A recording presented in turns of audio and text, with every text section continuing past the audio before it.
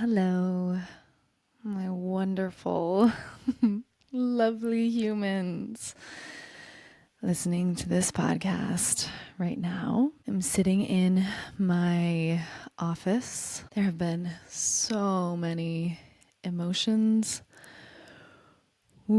Today, this giant Texas-sized storm just rolled through, and the sky is filled with the most beautiful, moody clouds. And it just fills me with, I think it might be just like delight to be experiencing this moment of sitting down to record this episode, why this episode feels so just is because it's gonna be really vulnerable, open, spoken directly from my heart straight into yours. This is an episode that I don't have a draft for. I have not been thinking about this episode. I've not been pre-formulating, coming up with what I'm gonna say. It really is just coming straight out of my soul, it feels like. And that's a new thing. It's going to be a bit of an experiment today. So we'll see how it goes. I have a feeling it's going to go beautifully. And why I just love the storm coming through and the way it's been today is because a lot of what I want to just kind of be real with you all about is the stormy, messy beautifulness of being human and what we're all trying to get through here in the best ways that we can. So, with that preface, I want to just start diving into wherever my heart's going to lead me on this episode. And I think the first piece, as I was sitting here thinking, okay, what's kind of going to be the title? I'm entitling this episode, a love letter to my pre-divorce self, because that's what I've been feeling so much emotion about lately. It'll be 5 years in September of this year. And over the last 2 to 4 weeks, there has been a lot of just seeing myself more fully, seeing the creature that I am, what she needs, who she is, what matters to her, what's important. And in a lot of ways, how difficult it is for her to be a human, to experience the wide range of all there is in this human existence. So I want to dive into some of that. I definitely want to talk very openly about what that's been like over these last 4 weeks, because I think if there's anything that is really at the heart of my coaching, it is this desire I have to be in the messy beautifulness of life with you, and to be a voice that exposes that and celebrates it and also grieves with you through it, and is able to just say, yeah, we're all in this together. And I think a lot of this too is over the last week, I've been dropping into learning more about this community that I'm wanting to open and build with all of you, this online community. And they're asking me to, in the strategies and in the thinking about what I want, there's a lot of like dropping back down into who you all are, what you're going through, what are you wanting. And it's really taken me back to what it was like when I was in that space. And so that contrast of thinking back to what it was like when I was first considering divorce and all of the fear and the overwhelm and the just absolute crushing pain of not knowing if it would ever be better, of feeling called to something bigger, and at the same time being absolutely terrified. And then now seeing who I am now and acknowledging in some ways that it's still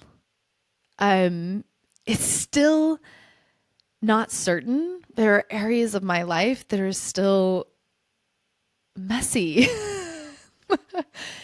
And I want to be real about that with you all, while also saying, and the me that I have discovered through being brave enough to follow that soul call almost 5 years ago, I would never trade this me for anything. I would go through all of it again. I would experience all of the ups and downs and be where I'm at right now in this beautifully imperfect, still very much in process place.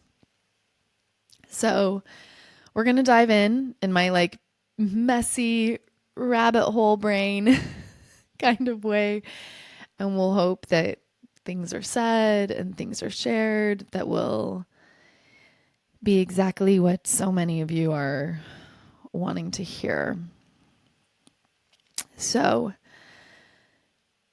to start, I want to acknowledge just straight out the gate, because I do think at times it can be easy to look at me and where I'm at and the way I speak and the things I talk about and believe that I have everything figured out. And the last 3-4 weeks have really just reminded me how much I am still a human in process, and that I will be a human in process for the rest of my life. So as I'm saying this, I'm like laughing because I'm like, yeah, duh. But how many of us, I don't know, had this idea that we were going to like grow up and be adults? And like once we were adults, we were going to have it all figured out. It was going to make sense. It was going to be logical. We were going to feel differently about ourselves, differently about the world. And I am very aware now how that's not what happens. It's not like you magically turn 30 or 40 or get married or have kids and suddenly have life figured out and feel competent. It doesn't work that way. And in fact, I've actually, as I've become a coach and actually gotten to meet and be real with people instead of the fake masks that we put on for everybody else, I've realized how much most of us are very scared little humans, childlike in many ways, that are just operating in adult bodies and walking around pretending like we're adults and hoping that nobody like figures it out. When in reality, there are so many unmet needs and desires and unspoken fears and feelings that we are just trying to hold inside of us. So, contrary to that acknowledgement breaking me, I have found that the more that I have been able to be real and honest with what's actually going on inside me, with the complexities of all of this, with in many ways letting go of like Mormonism. From Mormonism, there was a lot of framework, a lot of external rules, and here, do this, do this, do this. And that means you've arrived and you can feel good about yourself. And letting go of that, I've had to go inward to like, who am I really? What do I want? What does a good life actually look like? What does me being a good me, I don't even like good because but being a whole human look like? And the beauty of that journey is that it's led me to speak and talk about things that I keep hearing from those of you that I'm meeting in, intensives, and that really resonates with you because I I think I've learned to be less afraid about just acknowledging what is. And that, contrary to what I think we do in the world of, oh, it's messy, we need to clean it up, we need to make it pretty, we need to make it look good, being like, bring on the messy. I want to see all of you. And really deep down, I think that's what most humans are, the deepest desire that most of us have is to really truly be seen in all of our messiness and still be loved. So I would say pre-divorce me definitely did not understand this depth of life that I am expressing to all of you. In many ways, she just wanted to feel safe. She just wanted to be happy. She just wanted to be loved. And if I could look back and talk to her, I would say, yes, absolutely. You're going to experience so much more of that, without a doubt. And also, I don't want you to be afraid that it's not going to be all that. It's not going to always be feeling happy. It's not going to always be feeling safe. And I think I would want to reassure her, as I'm hoping in hearing this, it will reassure those of you that are listening, that is okay, and even better than okay. It's actually what she most deeply wants. And I know she would probably look at me and be like, I don't know, like secure, safe, happy all the time life sounds pretty good. But as I've been, in my own personal work, diving deeper into what a truly good life for me looks like, I have learned, as I've said to you guys before, the dark comes with the light, the happy comes with the sad, and wanting to really experience all of those things, because that is what, when you go through and you can be there for yourself and have your back through all of those things, that is what creates what you guys hear in my voice on these episodes, which is this deep, like undying love for myself and the journey I'm on. And as I was thinking about what I wanted to convey to you guys in this episode, I was thinking about these moments that have happened. They happen more and more and more each year now. But there are these moments where I am able to just drop into an experience in my life with such exquisite presence that I experience like love and connection, and just like, damn, I'm so proud of myself in ways that I didn't even know were possible 5 years ago. And they happen all over the place. Like sometimes they'll happen when I'm, looking at one of my kids, or maybe I'm talking with my partner. So today was one of those moments where I was listening. So Quinn had boxered me, and she's going through some tough stuff right now. And I let myself open in listening to her, to really just like feeling and being with her in what she's going through. And contrary to what most of us do, which is like we get tense, right? Oh no, my friend's not feeling well, or things aren't going well, I need to like fix it. It brought me even closer to that just like deep vein that I think is like that leads us to the heart of life, which is the reality that all of this will end. Like the only thing guaranteed is that you will die, I will die, all of the people we love will eventually die.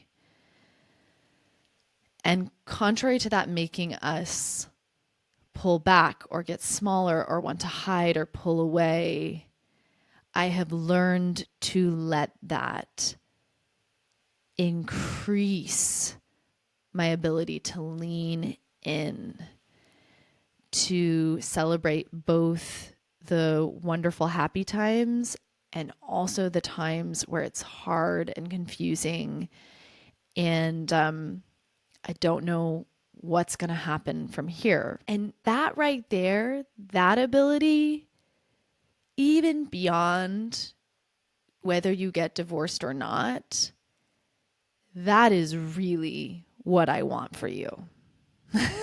Now, I know that you making this decision around divorce is part of the journey that's going to help you develop that. But this ability to lean in and be with yourself and stay with yourself and those you love, whether it's sunshine and roses or whether it's rain and thorns, is what allows you to ride all the waves of life and feel.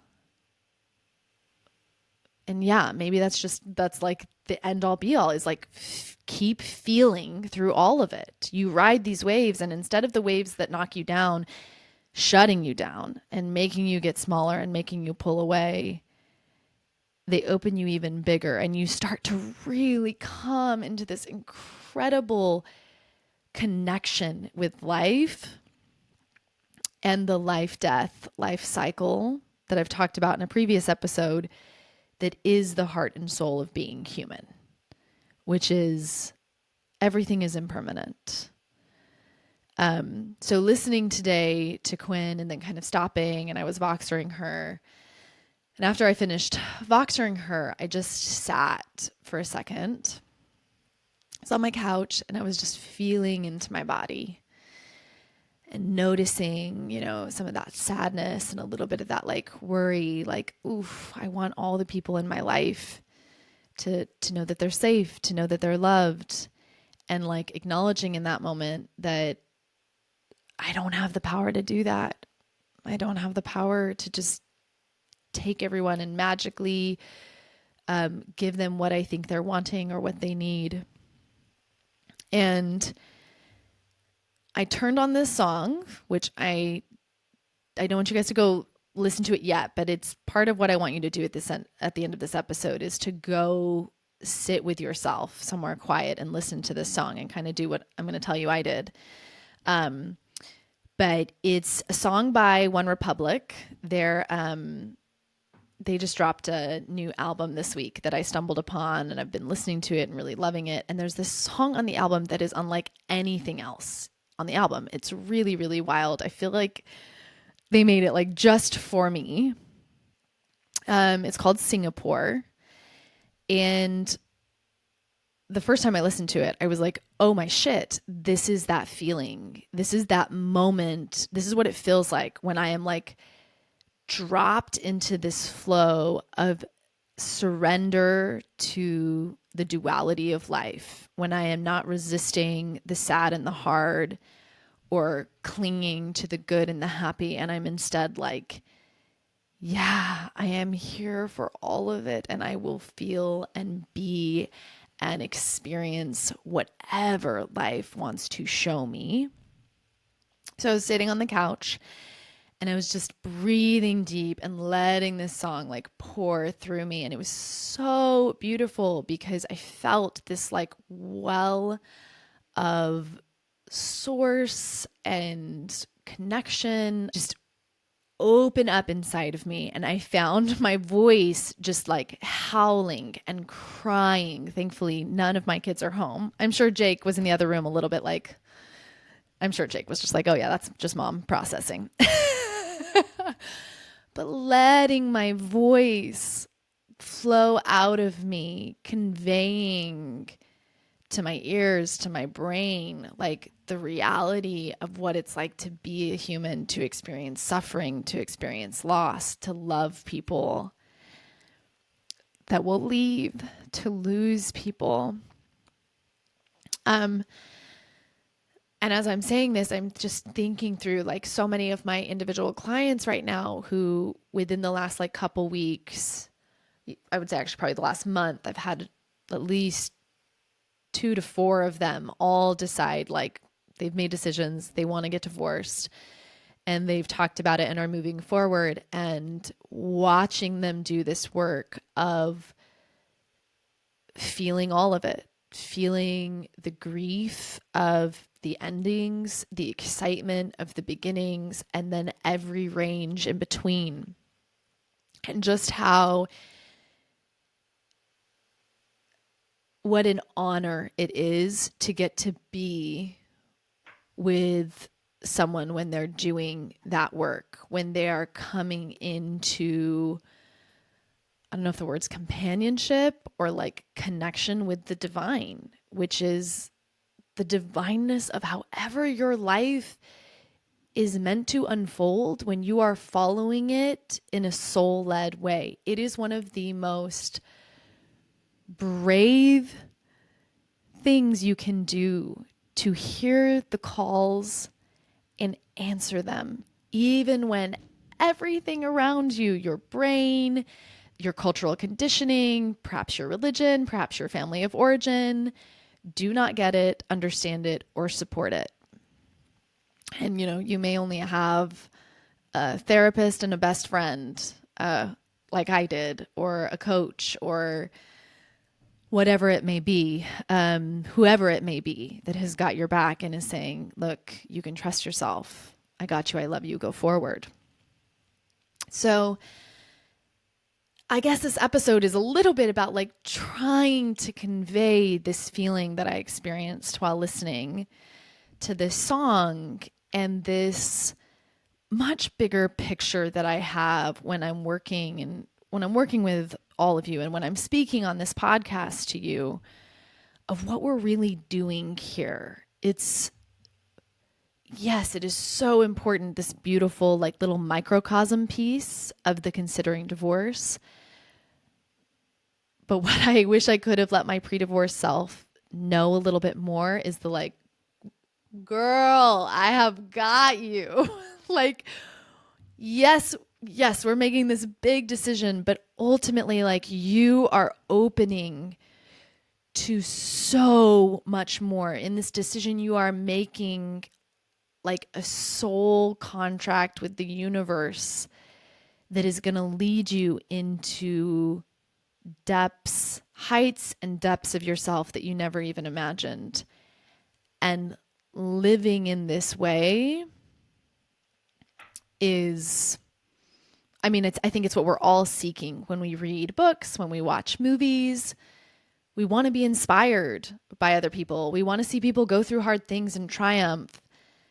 And I feel really, really deeply proud that I have chosen to have that same life for myself in my everyday life.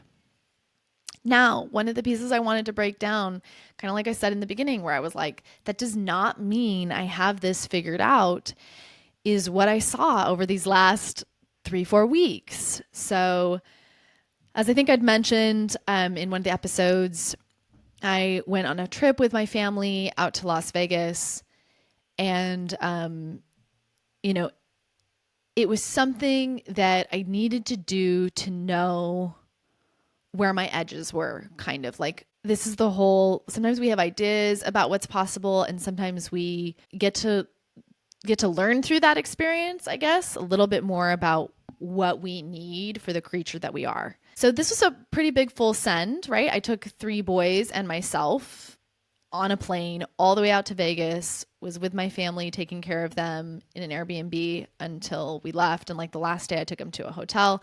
So anyways, what happened was being in that environment, I realized, like, I think it was day 3, I had a pretty intense emotional flashback come up. And my sister that's closest to me was able to help me through that a lot. And then the next day I had another one. And unfortunately, she was going through one at the same time. So my person of resource and her person of resource, we were both unresourced and couldn't be there for each other. And it's been a really long time since I've experienced that. Thankfully, due to getting divorced and really, I would say, curating and being intentional about the people that are in my life now, I rarely have moments like that where I am in situations where I don't have people that I can go to for help. Now, granted, I mean, that was definitely I would say that was more common for sure in the first 2-3 years post divorce, just because I had to lose so much of my family and my community to make that decision. But I felt so much pain while I was there and noticed just how dysregulating and really emotionally painful it was for myself to be in an environment where there really wasn't anybody that I could reach out to that could be there for me in this moment, and how much the trigger was that this had been the norm for my life growing up and even in my marriage. And I'm not saying like, oh, there wasn't somebody, like there were people I could have reached out to, but I'm talking about like soul people who get me, who understand me, who when I go into the like deep details of what my brain is doing, they're like, oh yeah, I got you. You're not crazy. And ultimately, thankfully, later on that evening, I did end up calling Quinn. This is also part of my own, like, at times I want to be able to do it all on my own. And I want to think that I'm okay and I can be independent and I don't need others. But I've really been learning how important it is to have this interdependence on others. And so I really wasn't able to regulate or get back in my body or really feel safe until I'd talked to Quinn. And once I did, it's not like things were all better. It was really tough. I still had like a couple days in Vegas getting home and getting to a hotel with my boys. And then I watched as like I got home and my partner was also super dysregulated from his own stuff that week. And we were unable to be together due to him having some family stuff. And all of it just, I think what it did is it made me go, wow, I've been through a lot and I want to take better care of myself. I don't want to just be like, yeah, sure, I'm up for that. Or let's go do this without really checking in with like, are the people that I need going to be there? Is the support that will be most comforting for me accessible? And that's really been a different approach than where I've been these last 4.5 years. I'd say the last 4.5 years, as you guys heard in the last dating episode, have been a lot of just like, go for it, send it, go big or go home, let's roll. And moving now into more of a space of, I don't always have to just push myself so hard to be there for everybody. I don't always have to act like I'm not hurting or, and it's not so much that I like I said, that's not so much what I do in my normal life, but in this particular instance, that is what I did, which is very common when we go back and get around like our family members. We can revert back to childhood patterns. And that was 100% what I did. I mean, I'm the oldest of 8 kids. Neither of our parents are in the picture anymore. So, of course, my brain was going to go back to my like, is everybody okay? Caretaking everybody. In some ways, like not even really realizing how much that was at the expense of myself. So I get home. It really has taken me multiple weeks post that to get back and regulated in my body and feeling good again. There was a part of me that was very much like, I don't want to ever do that again. And I probably won't. Realistically, I learned a lot from that experience, and I'm just getting more clear on like, where do I want to spend my time and my energy, and realizing I don't have a limitless amount of that. And I want to spend it on things that really, really fill me as well, not just everybody else. But I did have a mindset that was like, I'm never doing that again. That was such a bad choice. Why did I go? Kind of thing. And then there was this moment, I don't even remember exactly what happened, but I felt the fog and the pain kind of lift, and I felt myself dropping back into the sweetness of my life. And in that moment, feeling immense gratitude that I had actually gone and done this, because that contrast of what it feels like to be around people who are not more secure than me, so can't be a base, can't be a place for me to go, who can't hold space for me, to be back in an environment where I'm pretty much like needing to take care of everybody else, or at least that's what my brain is saying, right? How much that was actually reality looking back. I'm like, yeah. And I had a lot of shame about that too, that I couldn't just go in that space and let everybody be an adult, that I just automatically went into the space of I need to take care of everybody, but giving myself the grace that that is what we're working with. And this is a piece that I wanted to emphasize in this episode. When I was sitting there feeling that connection with the divine, I was feeling this like wanting all of you to like pause and just realize what we're working with here. Because for so many of you that I meet, there is much more severe trauma in your childhood than you realize. There is definitely trauma in your current marriages. And I don't know, I can't say for all of you where this idea that like you need to be able to handle it all and you should be able to do it really well came from. I know mine came mainly from my religion, but giving ourselves way more grace, way more love and compassion in what we are asking ourselves to do in taking this leap into living a soul-led life. And that was really, when I was listening to Quinn's message, I could hear her frustration at where she was at and maybe feeling like she should be further along. And boy, do I relate to that. And reminding her like, babe, we got out of a cult. We got out of marriages where neither of us had jobs or a way to make money and provide for ourselves. It's okay that there are still pieces and parts that we're figuring out that are not where we would like them to be. And it's okay that it's taking time for those things to happen.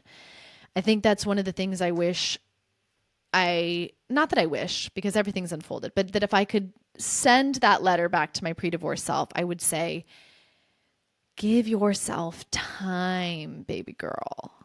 It's going to take time. What we are working with is decades of trauma that you are healing, and that it's okay if the journey takes time.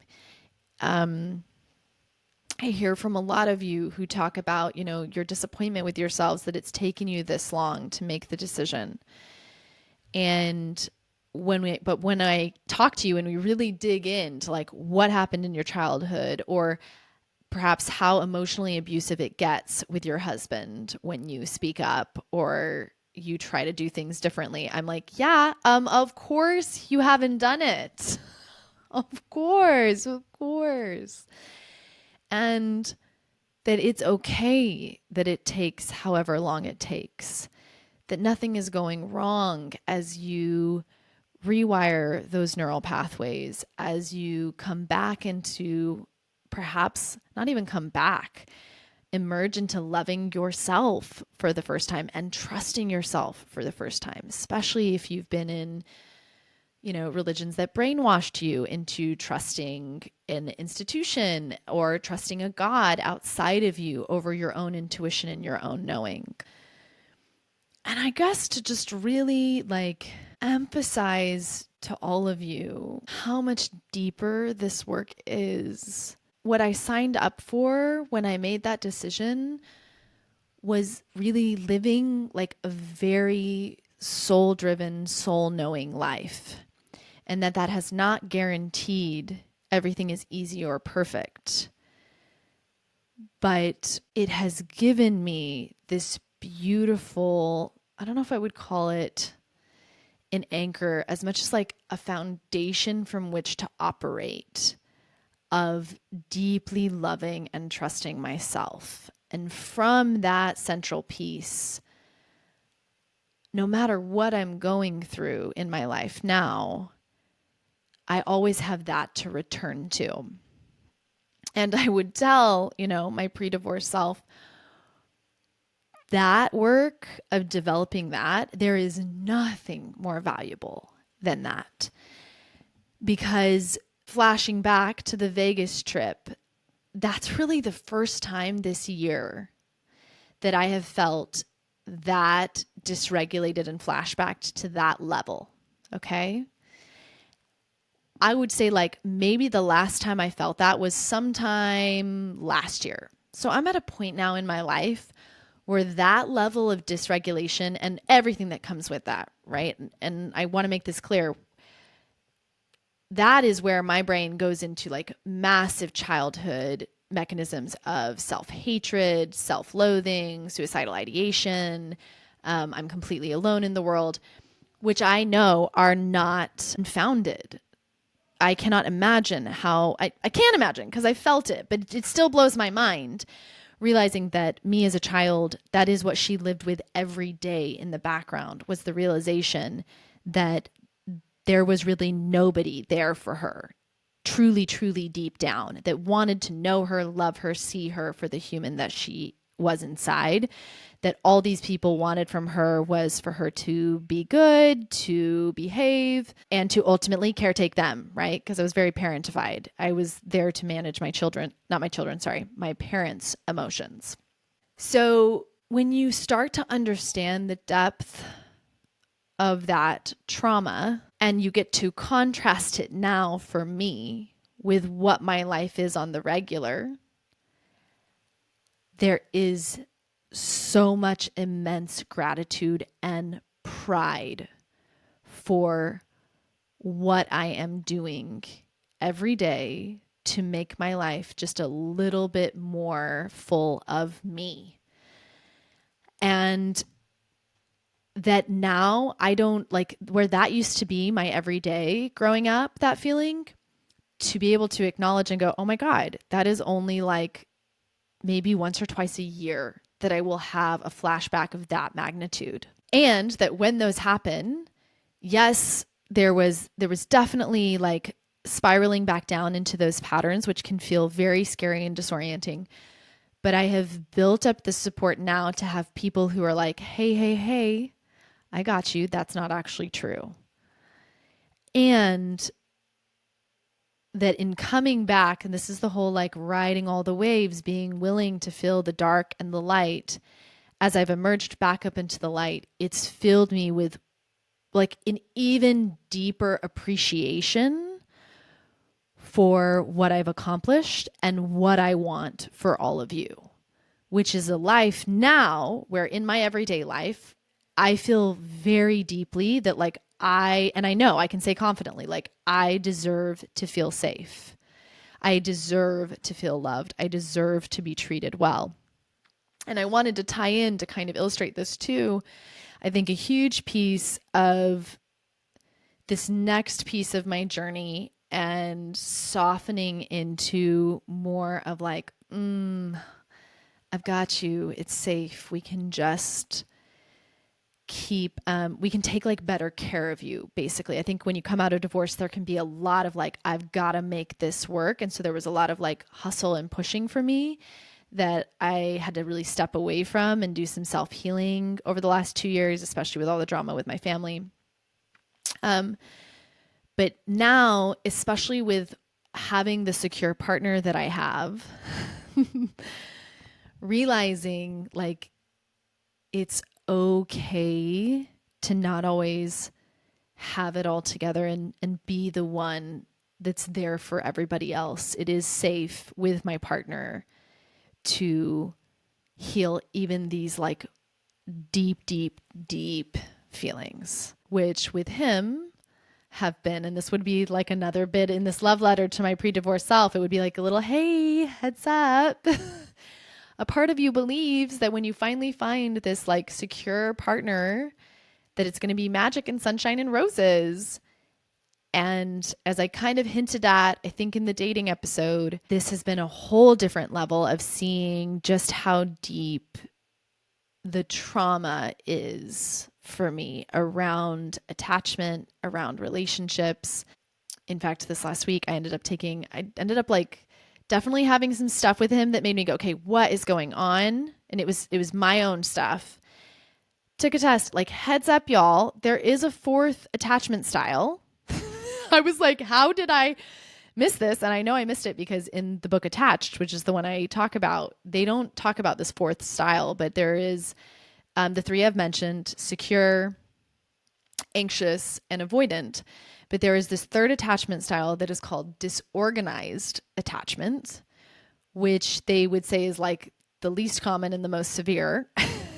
Yay! Yeah, I'm special. Because I came back testing very highly for that.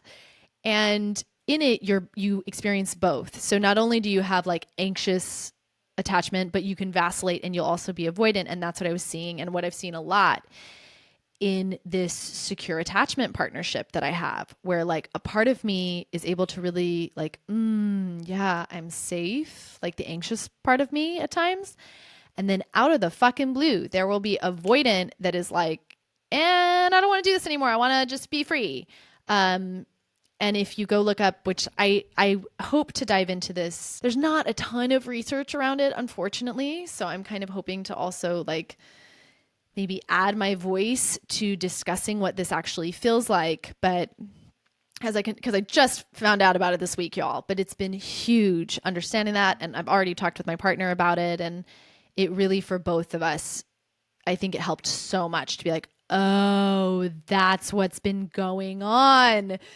And we could actually like look back at a good like 4 to 5 different events over the 6 months we've been dating that are like, yeah, I'm pretty sure that's your disorganized attachment. And I'm like, yep, it totally looks like that. So in acknowledging this piece though as well, it's been this like, and that's okay too kind of feeling, where in the past, I think it would have felt like, oh, insurmountable, like another thing I got to overcome. I'm just kind of over the like overcoming and thinking that life is going to one day be just like magically perfect. And instead, I'm leaning into the like, yes, I have a lot of trauma. Yes, I definitely have CPTSD, and it's going to be something I'm working through the rest of my life. But every day, every week, every month, it gets better because I have taken the steps in the past to put myself in an environment, right? For me, that was choosing to get divorced, where I am safer and I am more supported and I have the life that I need to heal from the childhood that I had.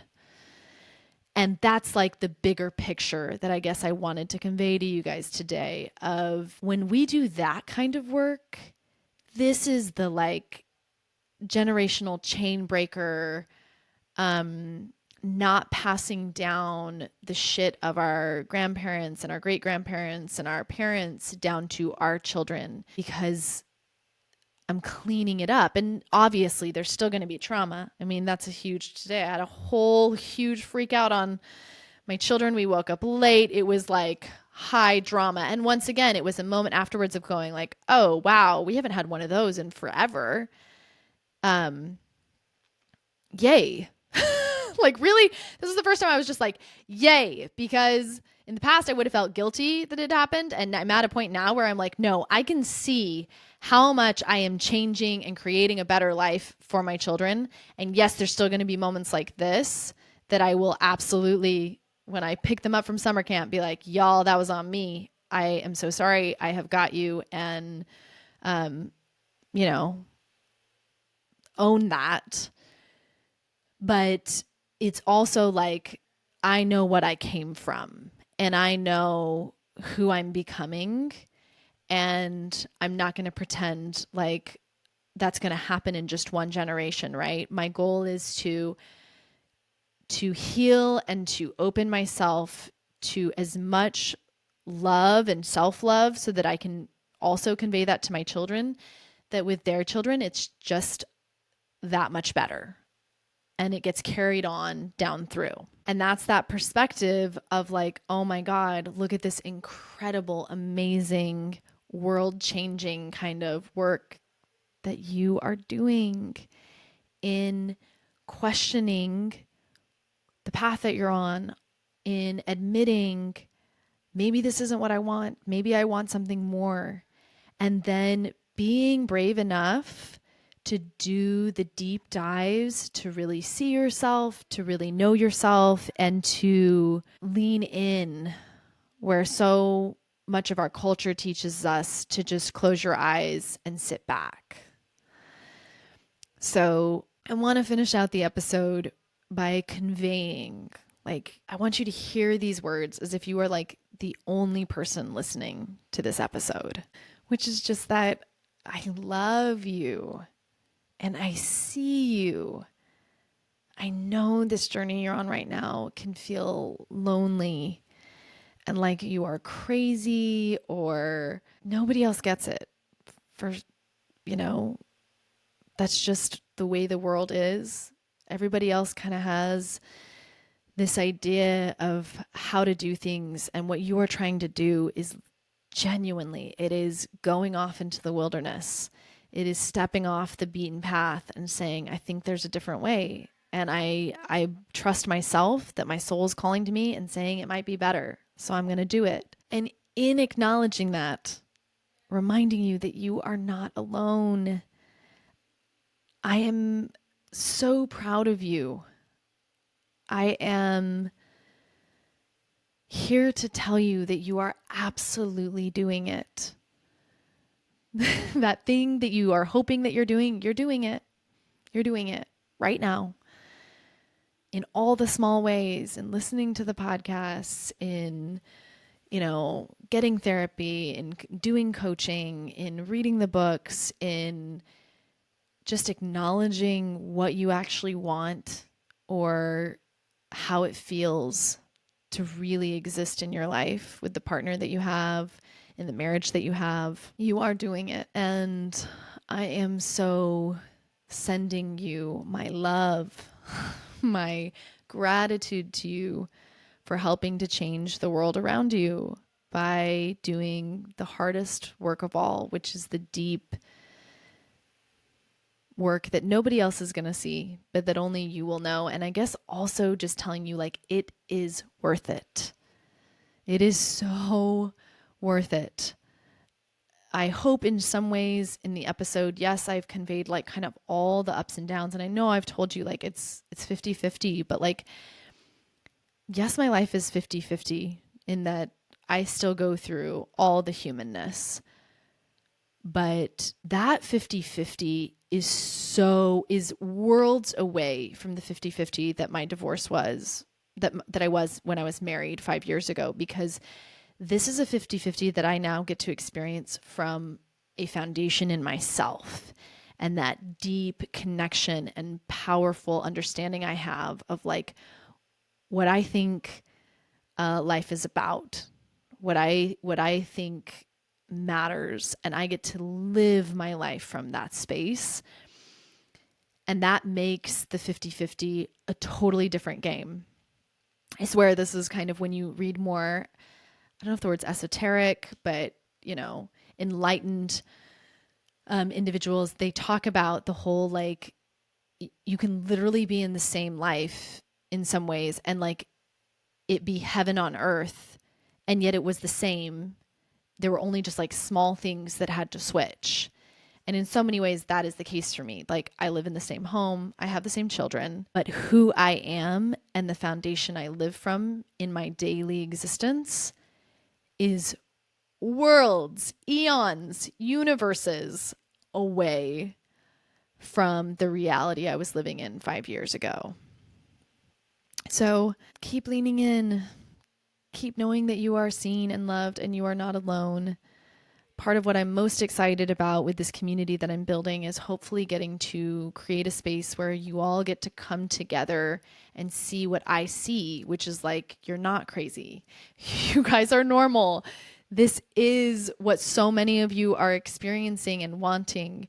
And I'm hopeful that in that space, it will create shifts and allow you guys to take leaps and bounds forward in understanding that you're not alone and that it is safe to trust where your soul is calling you and to embark on that journey that you think is going to lead you right to what I thought I was going to have pre-divorce. And it will, in many ways, it will lead you to that, but it will lead you to so much more as well.